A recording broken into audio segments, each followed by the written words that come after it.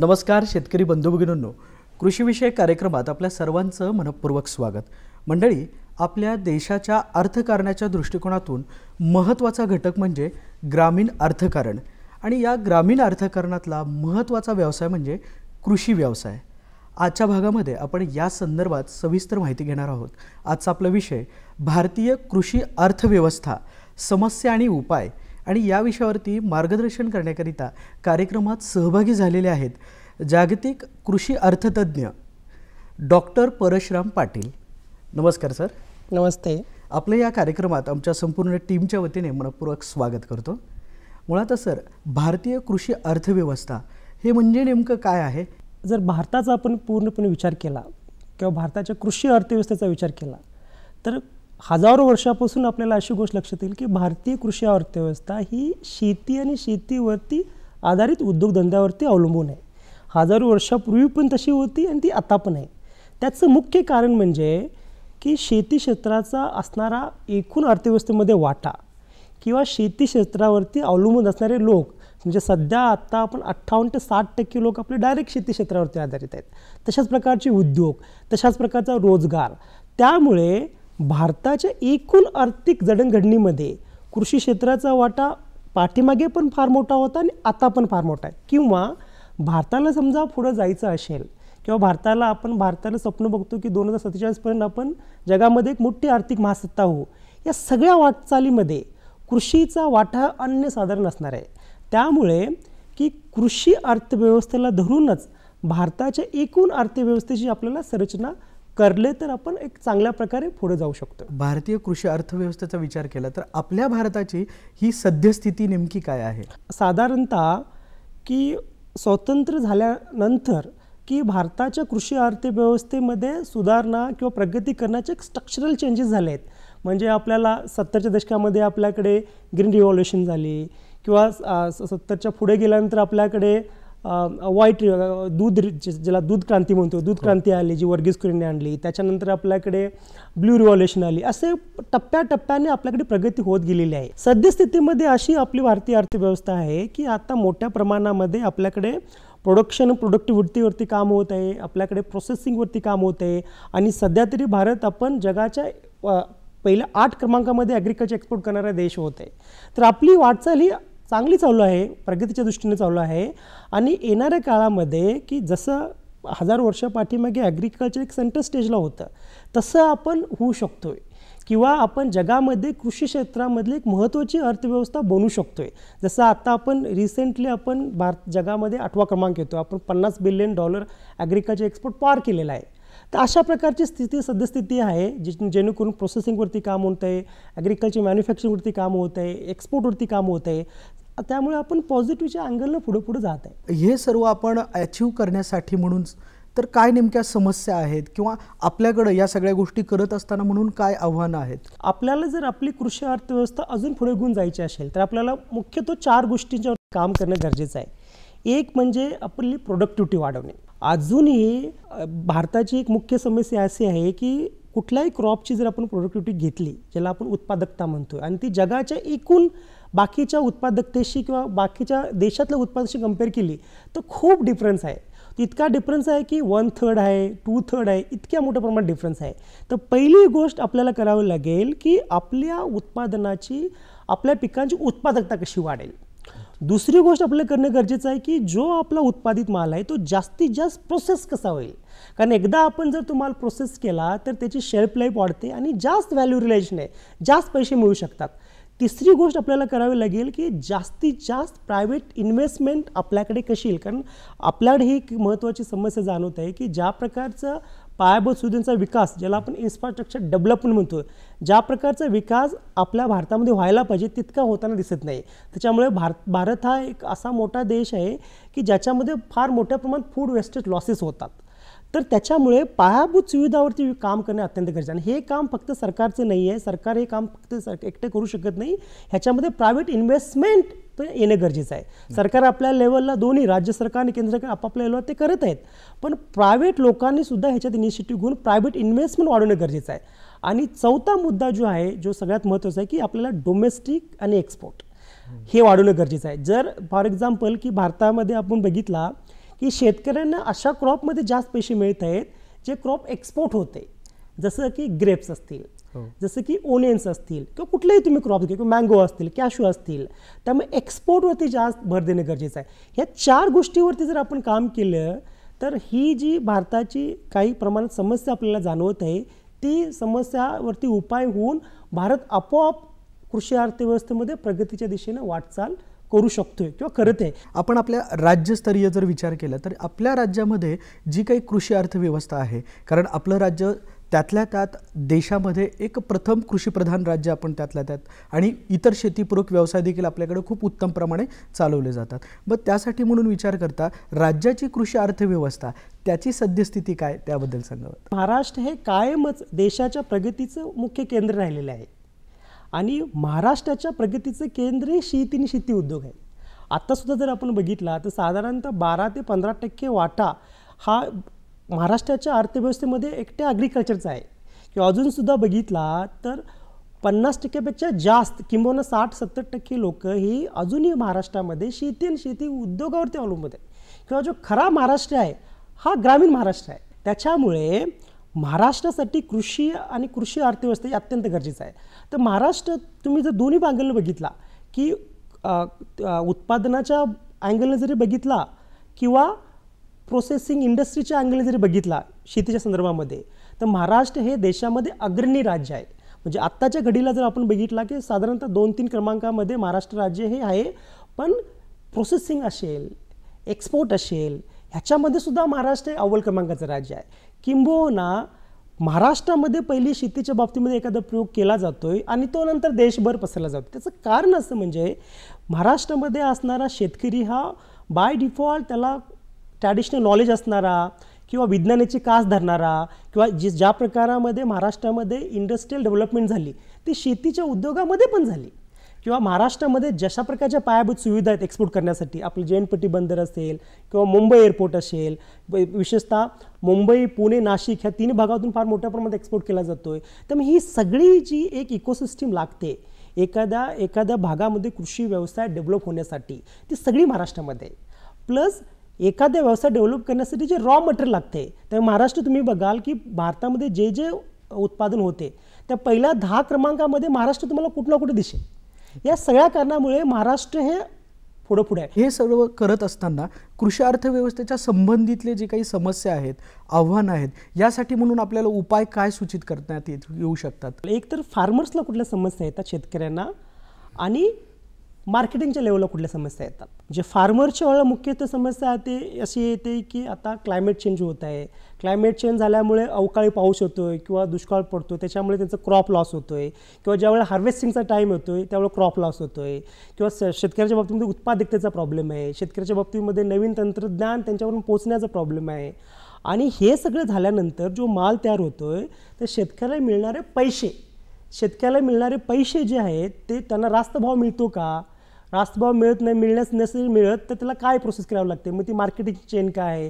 त्यामुळे प्रोडक्शन लेवलला काय प्रॉब्लेम्स आहेत, प्रोसेसिंग लेवलला काय प्रॉब्लेम्स आहेत आणि मार्केटिंग लेवलला काय प्रॉब्लेम्स आहेत, या तिन्ही टप्प्यामध्ये आपल्याला कॅटेगराईज करून ह्याच्यावरती उपाय सुचवायला.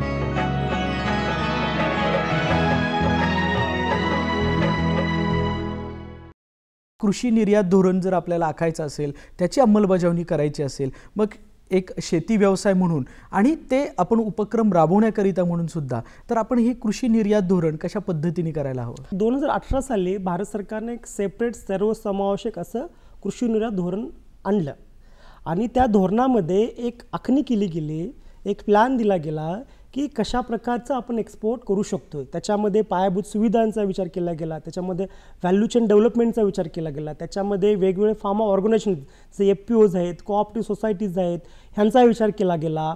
आणि जेणेकरून एक भारतामध्ये एक्सपोर्ट इकोसिस्टम डेव्हलप होईल त्याचा विचार केला गेला. जेणेकरून की फार्म टू गेट, ज्याला फार्म गेटपासून तुम्ही पोर्टपर्यंत म्हणतो, म्हणजे एक ज्या वेळेला शेतामध्ये माल तयार झाल्यापासून ते पोर्टपर्यंत नेण्यापर्यंतची सगळी व्हॅल्यू चेन डेव्हलपमेंट, सगळी सप्लाय चेन डेव्हलपमेंट कशा प्रकारची असायला पाहिजेत. किंवा मुख्यत्व करून ज्या आपल्या अडचणी येतात की ज्यावेळेस आपण माल एक्सपोर्ट करतो त्यावेळेस वेगवेगळ्या क्वालिटी स्टँडर्ड्सना आपल्याला सामोरं जावं लागते. मग ते युरोपचे क्वालिटी स्टँडर्ड वेगळे असतात, अमेरिकेचे क्वालिटी स्टँडर्ड वेगळे असतात, किंवा बाकी आखाती देशांचे क्वालिटी स्टँडर्ड वेगळे असतात. त्या क्वालिटी स्टँडर्ड्सला धरून त्या प्रकारचे लॅबोरेटरी मेकॅनिझम इथे डेव्हलप करणं, त्या प्रकारचे टेस्टिंग मेकॅनिझम इथे डेव्हलप करणं, जेणेकरून एक गुणवत्ता असलेले पदार्थ बाहेर येतील, गुणवत्ता असलेले शेती उत्पादन बाहेर येतील. अशा प्रकारचं उत्पादनाच्या लेवलवरती, प्रोसेसिंगच्या लेवलवरती आणि इन्फ्रास्ट्रक्चरच्या लेवलवरती आणि मार्केटिंगच्या लेवलवरती नवीन धोरणामध्ये जे 2018 साली आले त्याच्यामध्ये जाणीवपूर्वक काम करण्याची प्रयोजन करण्यात आलेलं आहे. त्याचाच फायदा मिळेल आता आपण जगातल्या 8 प्रमुख एक्सपोर्ट करणाऱ्या देशामध्ये पोहोचलेलो आहे आणि आपला ॲग्रिकल्चर एक्सपोर्ट हा $50 मिलियन बाहेर गेलेला आहे. पण तो मुख्य जो एक्सपोर्ट आहे तो फ्रेश प्रोडक्ट्स आहे. फ्रेश प्रोडक्ट्स ज्याला ताजे फळं आपण म्हणतोय. आपल्याला अजून संधी आहे फार मोठ्या प्रमाणात प्रोसेस फूड म्हणजे प्रक्रिया केलेल्या उत्पादनाचा एक्सपोर्ट करण्यामध्ये. कारण तुम्ही जर संपूर्ण जग बघितला, स्पेशली जे डेव्हलप कंट्रीज आहेत, अमेरिका असेल किंवा युरोप असेल, जे जास्त मोठ्या प्रमाणात प्रोसेस फूड्स खाल्ले जातात, प्रक्रिया केलेले पदार्थ खाल्ले जातात. आजच्या घडीला आपला जो वाटा आहे आपल्या एकूण ॲग्रिकल्चर एक्सपोर्टमध्ये तो प्रोसेस फूडचा फक्त 10 ते 15% वाटा आहे. तर आपल्याला त्या ते 10-15% वाट्यामध्ये तो वाटा जर आपण 25-30% पर्यंत घेऊन जाऊ शकलो तर आपल्याला जे फूड वेस्टेज लॉसेस आहे त्या फार मोठ्या प्रमाणात कमी, म्हणजे दोन्ही प्रकारचे फायदे होते. एक तर लॉस पण कमी होईल आणि आपल्याला पैसे पण जास्त होतील. तर अशा प्रकारचं काम आपण भारतामध्ये मोठ्या प्रमाणात होत आहे की प्रोसेस फूड एक्सपोर्ट कसा होईल, जास्त कसा होईल, किंवा आता जो एक्सपोर्ट आहे तो अजून कसा वाढेल, याचं एक इकोसिस्टम भारतामध्ये हळूहळू मोठ्या प्रमाणात डेव्हलप होत आहे. आणि त्याचाच परिणाम म्हणजे आपण आजच्या घडीला प्रमुख 8 देशामध्ये आलेलो आहे. पण भारतामध्ये एवढी क्षमता आहे की आपण प्रमुख पहिल्या 2 किंवा 3 देशामध्ये पोहोचू शकतो. आणि मला खात्री आहे की येणाऱ्या 10-15 वर्षामध्ये ज्या प्रकारचं काम भारतामध्ये चालू आहे किंवा ज्या प्रकारचं काम राज्यामध्ये चालू आहे कृषीच्या अर्थव्यवस्थेच्या संदर्भामध्ये, मला खात्री आहे की आपण नक्की 2 ते 3 प्रमुख देशामध्ये पोहोचू आणि त्याचा प्रमुख फायदा जो आहे तो शेतकऱ्यांना होईल. भारतीय काजू अर्थव्यवस्थेचा विचार केला, कोकणातील एक प्रमुख पीक किंवा मोठ्या प्रमाणात निर्यात केलं जाणारं पीक म्हणून काजू आहे. तर या भारतीय काजू अर्थव्यवस्थेसंदर्भात काय सांगाल? नशिबानं माझा PhDचं संशोधन जे आहे ते काजूवरतीच होतं आणि मी स्वतः काजू शेतकऱ्याचा मुलगा आहे, त्यामुळे हा विषय माझ्या फार मनाच्या जवळ आहे. तर अशी अवस्था आहे की भारतामध्ये साधारणतः 3 ते 4 लाख शेतकरी हे काजूवरती डिपेंड आहेत आणि महाराष्ट्रामध्ये 2 लाख शेतकरी नुसतं काजू पिकावरती डिपेंड आहेत. त्यामुळे 4-5 लाख शेतकरी जे आहेत संपूर्ण भारतामध्ये त्याचं मुख्य इन्कम सोर्स जे आहे ते काजू आहे. आणि भारतच असा एक देश आहे ज्याची जगातली पहिली काजू फॅक्टरी भारतात झाली. भारत हा जगातला पहिला देश आहे ज्याने निर्यात केले. त्यामुळे आज जे काही काजू उद्योगामध्ये जगभरामध्ये दिसते ही भारताने जगाला दिलेली देणगी आहे. त्यामुळे काजू व्यवसाय हा अत्यंत महत्त्वाचा भारतासारख्या देशासाठी आहे. पण झाले काय की आपण साधारणतः 10-15 वर्षाच्या पाठीमागेपर्यंत भारत जगामध्ये काजू उत्पादन करणारा पण पहिला देश होता, प्रक्रिया करणारा पण पहिला देश होता आणि निर्यात करणारा पण देश होता. पण आज झाले काय की भारताचा एकूण वाटा जो 43% एकूण एक्सपोर्टमध्ये निर्यातमध्ये होता काजूच्या, तो 3% वरती आला आहे. भारत जो आपण उत्पादनामध्ये भारत जो पहिला क्रमांकावरती होता तो 3-4 क्रमांकावरती आला आहे. पण प्रोसेसिंग आपलं वाढत आहे. म्हणजे प्रोसेसिंग भारता एवढं प्रोसेसिंग जगात कुठंच केलं जात नाही. तर आता स्थिती अशी आहे की ह्याच्यामुळे झाले काय की भारताची प्रक्रिया उद्योग इतक्या मोठ्या प्रमाणात असल्यामुळे भारत जरी 3-4 क्रमांकाला काजू उत्पादन करणारा देश जरी असला तरी 50% उद्योग आपले हे काजूच्या दुसऱ्या देशातून येणाऱ्या रॉ मटेरियलवरती अवलंबून आहेत. म्हणजे 50% माल आपल्याला कच्चा माल आयात करावा लागतोय. प्लस आपल्याला दुसरी अडचण अशी आली काजू उद्योगामध्ये की आपला 43% वाटा 3% आल्यामुळे तो जो निर्यात होणारा जो माल होता तो सगळा पण परत भारतीय बाजारपेठेमध्ये झाला. तर त्याचा पण परिणाम झाला. ह्याच्यामुळे झालं काय की काजूच्या गराला मिळणाऱ्या किमतीवरती परिणाम झाला आणि त्याच्यावरती परिणाम झाल्यामुळे काजूच्या शेतकऱ्याला मिळणाऱ्या उत्पन्नावरती परिणाम झाला. त्याच्यामुळे एक सिस्टमॅटिक संस्थात्मक लेवलला काम करणं गरजेचं होतं. मग त्याच्यासाठी महाराष्ट्र हे पहिलं राज्य आहे ज्याच्यामध्ये वेगळा असा महाराष्ट्र स्टेट कॅश्यू बोर्ड तयार करण्यात गेला. महाराष्ट्र राज्य काजू मंडळ तयार करण्यात आलं आणि त्या काजू मंडळाच्या अंतर्गत महाराष्ट्रातले जे 2 लाख शेतकरी आहेत आणि जे 4-5 हजार काजू फॅक्टरी आहेत त्यांच्या एकूण सर्वांगीण विकासासाठी प्रयत्न करण्याचं एक धोरण आखलं गेलं.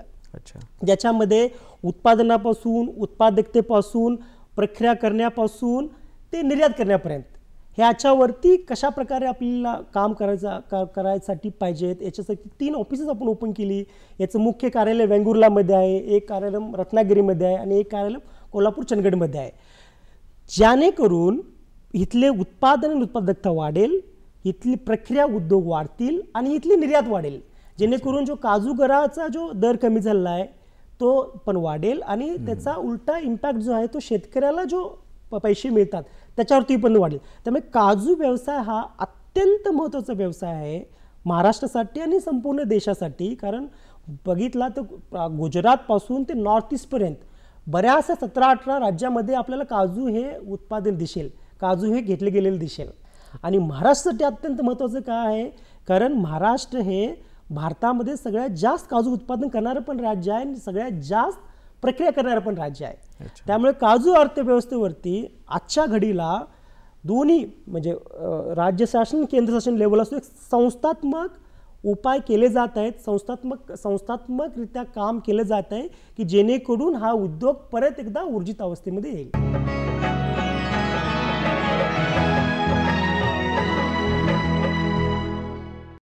भारतीय कृषी अर्थ व्यवसाय असेल आणि जी काही जागतिक संघटना आहे व्यापार संघटना तर यांचा कसा एकमेकांशी ताळमेळ आहे? जागतिक व्यापार संघटना ज्याला आपण WTO म्हणतोय तिथे जे निर्णय घेतले गेले जातात त्याचा सरळ आपल्या देशावरती आणि आपल्या शेतकऱ्यावरती परिणाम होतोय. जागतिक व्यापार संघटना ही अशासाठी स्थापन केली गेली 1995ला की जगामध्ये मुक्त व्यापार व्हावा. शेतीबरोबर बाकीच्या सगळ्यांचा मुक्त व्यापार व्हावा. पण आपला विषय शेती असल्यामुळे आपण शेती संदर्भात बोलू की तिथं जी धोरणं ठरवली जातात त्याचा सरळ इम्पॅक्ट जगातल्या कुठल्याही शेतकऱ्यावरती होतोय.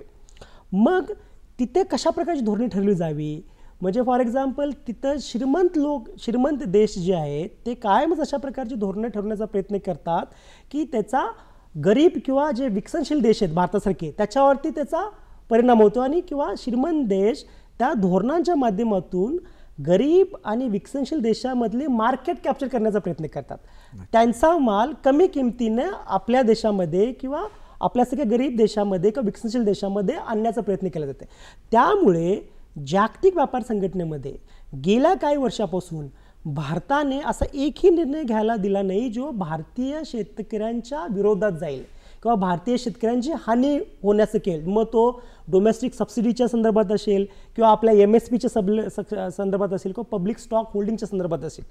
तर आपण शेतकरी म्हणून किंवा शेतीचे अभ्यासक म्हणून जागतिक व्यापार संघटनेमध्ये शेतीच्या संदर्भामध्ये कुठल्या प्रकारचे निर्णय घेतले जातात, कुठल्या प्रकारची धोरणं ठरवली जातात आणि कुठल्या प्रकारची धोरणं ठरवली गेली पाहिजेत हे आपल्याला माहीत असणं गरजेचं आहे. लकीली की भारत सरकार फार स्ट्रॉंगपणे जागतिक व्यापार संघटनेमध्ये भारताच्या शेतीच्या संदर्भामधल्या जे विरुद्ध धोरणं आहेत त्याला त्याशा प्रकारची धोरणं घ्यायला देत नाही. आपला फार स्ट्रॉंग तिथे आवाज आहे, आपला फार स्ट्रॉंग बाजू मांडली जाते. त्यामुळे गेल्या काही वर्षामध्ये भारतीय शेतीच्या संदर्भामधला धोका असणारी कुठलाही निर्णय जागतिक व्यापार संघटनेमध्ये झालेला नाही. उलट आपण भारत सरकारने भारताबरोबर जे काही भारतासारखे विकसनशील देश आहेत किंवा गरीब देश आहेत त्यांचं सुद्धा प्रोटेक्ट करण्याचं काम भारताने जागतिक व्यापार संघटनेमध्ये शेतीच्या बाबतीमध्ये केलेलं दिसेल आपल्याला. मसाला पिकांचं खूप मोठ्या प्रमाणामध्ये उत्पादन होतं. मग ही मसाले पिकं आणि आपली एकूणच कृषी अर्थव्यवस्था तर यांचा संबंध कसा आहे? भारत हा कृषी अर्थव्यवस्थेमध्ये 1000 वर्षापासून चांगलं करत आणण्याचं कारण म्हणजे एक कारण म्हणजे आपण मसाल्याचं उत्पादन आणि मसाल्याची निर्यात. त्याचं कारण असं की जगाच्या 80% मसाल्याच्या उत्पादनापेक्षा 100% 80% उत्पादन एकट्या भारतामध्ये होते आणि ते उत्पादन भारतातून ते जगभर जातात. जवळजवळ सगळ्या प्रकारचे मसाले भारतामध्ये तयार केले जातात आणि ते जगभर वाटले जातात. आणि तुम्ही जर युरोप किंवा अमेरिकेची रचना बघितला किंवा तिथे ज्या प्रकारचं ॲग्रोक्लायमॅटिक कंडिशन्स आहेत, ज्या प्रकारचे ते हवामान आहेत, ते मसाल्यांना पूरक नाही. किंवा तुम्ही एखाद्या देशामध्ये जर येऊन बघितला तर ज्या प्रकारचं तिथं वातावरण आहे ते काही मसाल्यासाठी तुम्हाला पूरक दिसेल. त्यामुळे भारताला जगभरामध्ये मसाल्याच्या बाबतीमध्ये कुठंही कॉम्पिटिशन नाही आहे. त्याच्यामुळे भारताने जगभरामध्ये हजारो वर्षापासून मसाले निर्यात केले आहेत. इनफॅक्ट इंग्रज जे भारतामध्ये आले ते मसाल्यासाठी आलेले, मसाले पदार्थ जे आलेले. त्यामुळे भारताची एक स्ट्रॉंग बाजू अशी शेती अर्थव्यवस्थेमध्ये की 80% उत्पादन भारतामध्ये होतं आणि भारताला माहीत आहे कशा प्रकारे मसाल्याचा वापर जगभर करायचा. पण अजून याच्यामध्ये खूप करणं गरजेचं आहे, अजून करण्यासाठी पोटेन्शियल आहे. विशेषतः महाराष्ट्रामध्ये मसाल्याच्या उत्पादना आणि निर्यातीमध्ये प्रचंड वाव आहे. आणि महाराष्ट्र आता पण त्याच्यावरती काम करत आहे आणि येणाऱ्या काही वर्षांमध्ये मला अशी खात्री आहे की महाराष्ट्र हे मसाल्याच्या उत्पादनामध्ये आणि निर्यात करून अग्रेसर राज्य होईल. पण याचबरोबर सर आपल्याकडे मत्स्य व्यवसाय देखील केला जातो. तर मग मत्स्य व्यवसाय आणि आपली कृषी अर्थव्यवस्था अगदी निर्यातचा विचार करता तर या संबंधित नेमकं कशा पद्धतीचे सूचना केल्या जाऊ शकतात? नक्की, कारण भारत हे जगातल्या पहिल्या 2 ते 3 क्रमांकामध्ये येते मासे उत्पादन करण्यामध्ये आणि भारताला 7,500 किलोमीटरचा कोस्टल रिजन आहे. त्यामुळे भारताला दोन्ही प्रकारचं वाव आहे, एक उत्पादन करून डोमेस्टिक मार्केटमध्ये विकण्यासाठी पण आणि एक्सपोर्ट करण्यासाठी. कारण भारत आत्तासुद्धा पहिल्या 2-3 क्रमांकामध्ये माशांच्या उत्पादन एक्सपोर्टमध्ये आहे. पण आपण फ्रेश ताजे मासे निर्यात करतोय. पण येणाऱ्या काळामध्ये भारतानं प्रोसेस फिश फूड्स कसे एक्सपोर्ट करता येईल ह्याच्यावरती काम करायला पाहिजे. कारण त्याच्यामध्ये जास्त व्हॅल्यू रिलायझेशन आहे आणि त्याच्यामध्ये पुन्हा महाराष्ट्रामध्ये 750 किलोमीटरचा कोस्टल किलोमीटर आहे. त्यामुळे महाराष्ट्राला परत प्रचंड संधी आहे. कारण महाराष्ट्रामध्ये रॉ मटेरियल पण ह्या कोस्टल 750 किलोमीटर अवेलेबल असेल. महाराष्ट्र ऑलरेडी इंडस्ट्रियलाइज स्टेट आहे. त्यामुळे महाराष्ट्राला परत फिश प्रोडक्शनमध्ये आणि एक्सपोर्टमध्ये प्रचंड वाव आहे. कृषी अर्थव्यवस्थेचा किंवा कृषी व्यवसायामध्ये युवकांचा सहभाग व्हावा, त्यांनी खूप मोठ्या प्रमाणामध्ये याच्यामध्ये सहभाग घ्यावा म्हणून वेगवेगळे उपक्रमाच्या अंतर्गत स्टार्टअप सुद्धा चालू केलेले आहेत. तर एकूणच आपला कृषी अर्थव्यवस्थेशी संबंधित कृषी स्टार्टअप आणि मुळात विषय आपला असा आहे की आपण आपल्या या सह्याद्री वाहिनीच्या माध्यमातून शेतकरी बांधवांना या व्यवसायामध्ये येऊ इच्छिणाऱ्या युवकांना आपण स्टार्टअप आणि आपली कृषी अर्थव्यवस्था या संबंधित काय संदेश द्याल? आपण जर जगामध्ये बघितला तर फूड अँड ॲग्रिकल्चर सेक्टर हे जगातलं सगळ्यात मोठं सेक्टर आहे, ज्याच्यामध्ये सगळ्यात जास्त प्रमाणामध्ये व्यवसायाच्या संधी आहेत, सगळ्यात जास्त प्रमाणामध्ये रोजगाराची संधी आहेत आणि सगळ्यात जास्त प्रमाणात पैसे कमवण्याची संधी आहेत. आणि ह्या तिन्ही लेवलला म्हणजे स्टार्टअपच्या संधी ह्या प्रोडक्शन लेवलला पण आहेत, स्टार्टअपच्या संधी ह्या प्रोसेसिंग लेवलला पण आहेत, स्टार्टअप आणि मार्केटिंग लेवलला पण आहेत. त्यामुळे माझी विशेषतः युवकांना आणि विशेषतः जी शेतकऱ्यांची मुलं आहेत, जी शिकलेत, जी सवरलेत, ज्यांनी जग बघितलेत, ज्यांनी काही वर्ष शहरामध्ये काम केले, त्यांनी एकदा विचार करावा की आपल्याकडे पारंपरिक किंवा वारसाने जे आपल्याकडे एक असेट आलेलं आहे, जी संपत्ती आलेली आहे ती शेती आहे. त्या शेतीचा वापर करून आपण कुठल्या प्रकारचे स्टार्टअप्स मी असं म्हणत नाही युवकांना की तुम्ही येऊन ट्रॅडिशनल पद्धतीची शेती करा, पण त्या शेतीमध्ये आपण शेतीवरती काय आपण एखादा उद्योग उभा करू शकतो का, मग तो प्रोसेसिंग लेवलला असू दे किंवा आपण एक्सपोर्ट करू शकतो का, तो एक्सपोर्ट लेवलला असू दे, ह्याची प्रचंड प्रमाणामध्ये संधी आहे. खूप मोठ्या प्रमाणामध्ये युवकांना संधी आहे, विशेषतः शेतकऱ्याच्या मुलांना संधी आहे, जे शिकलेत सवरलेत. त्यांनी एकदा ह्याचा विचार करावा की आपली जी परंपरागत जी आपल्याला साधन संपत्ती आपल्याकडे आलेली आहे त्याचा आपण एखाद्या स्टार्टअपमध्ये कन्वर्ट करू शकतो का. आणि हे शक्य आहे. फार मोठ्या प्रमाणामध्ये ह्या क्षेत्रामध्ये स्टार्टअप अवेलेबल आहेत किंवा होत आहेत. त्यामुळे आपण एकदा याचा विचार करावा आणि शेतीच्या उद्योगावरती एखादा स्टार्टअप डेव्हलप करावा, जेणेकरून तुमचा आणि तुमच्याबरोबर त्या भागाचा विकास व्हायला मदत होईल. नक्की सर, आपण जे आव्हान केलं या आव्हानाचा सकारात्मकतेने विचार व्हावा अशी आपण सदिच्छा व्यक्त करूयात. आपण या कार्यक्रमात सहभागी झालात आणि महत्त्वपूर्ण विषयावरती मार्गदर्शन केलं त्याबद्दल धन्यवाद आणि आपल्या पुढील वाटचालीसाठी शुभेच्छा. थँक्यू. नमस्कार. नमस्कार.